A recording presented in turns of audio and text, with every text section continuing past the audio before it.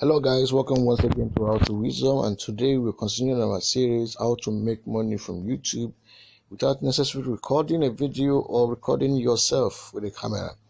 So what does this guy do? From our series, we saw how much he was making. He was making millions from our previous episode.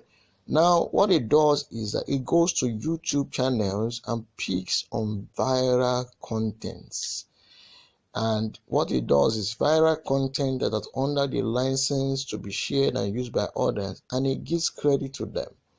So how it does that to make it his own video and make it something that it can work on, how he makes a montage of the clips and add voiceover to it, what he does, how he does it, I will share that with you in our next episode. But take inspiration from this guy and make your mind to do the same. Take care.